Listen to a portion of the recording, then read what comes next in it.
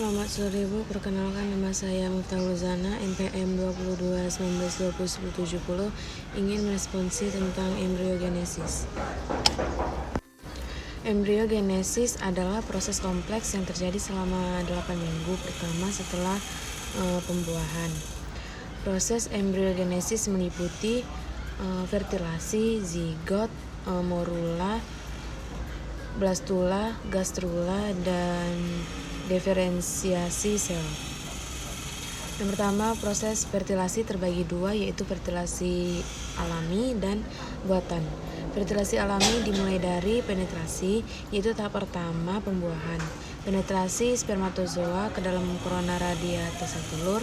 Setelah berhasil melewati korona radiata, maka spermatozoa akan menghadap penghalang kedua dari zona pelusida. Lalu zona pelusida merupakan lapisan eksternal yang mengelilingi oosit. Lalu fusi membran. Ketika berhasil mencapai membran plasma oosit, maka akan terjadi tiga proses yang berbeda dalam gamet wanita, yaitu pembentukan kerucut pembuahan, depolarisasi instan, dan membran telur. Pembentukan zigot. Setelah mengikat sperma, oosit akan mengaktifkan dirinya sendiri untuk menyelesaikan meiosis kedua, yaitu proses di mana jumlah kromosom berkurang.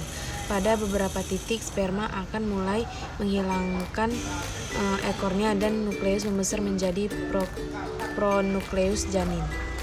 Ketika pronukleus bertemu, makusia akan terjadi akhir fertilasi. Pembentukan zigot itu sel pertama dari organisme yang tercipta setelah sel telur dan sel sperma melebur menjadi satu. Fertilasi secara buatan.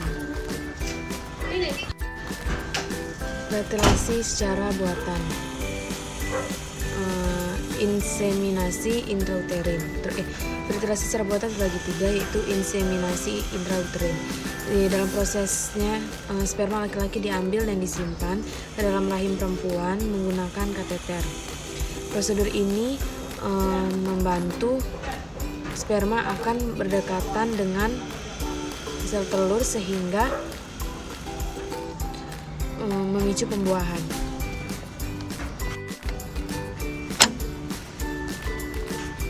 Yang kedua, inseminasi intraservix. Prosedur ini dilakukan dengan menyuntikkan sperma ke dalam serviks, yaitu jaringan yang menghubungkan vagina dan rahim. Setelah disuntikan, sperma akan melakukan perjalanan ke rahim dan saluran tuba dengan sendirinya. Yang ketiga, inseminasi intratubal adalah sementara untuk fertilasi di vitro dilakukan dengan mengambil sel telur yang sudah matang dan akan dibuahi oleh sel sperma di laboratorium. Selanjutnya, sel yang telah dibuahi akan dipindahkan ke rahim. Lalu proses cleavage. Fase cleavage merupakan pembelahan sel secara mitosis menghasilkan 2, 4, 8, dan 16 blastomer. Tahap 16 blastomer disebut dengan tahapan cleavage atau pembelahan. Lalu morula terjadi setelah pembelahan. Zigot menjadi 16 sel, terjadi pembelahan menjadi 32 sel yang disebut dengan morula. Lalu fase morula merupakan bola padat yang penuh dengan sel-sel hasil pembelahan dan masih diselimuti oleh zona pelusida. Lalu proses blastula.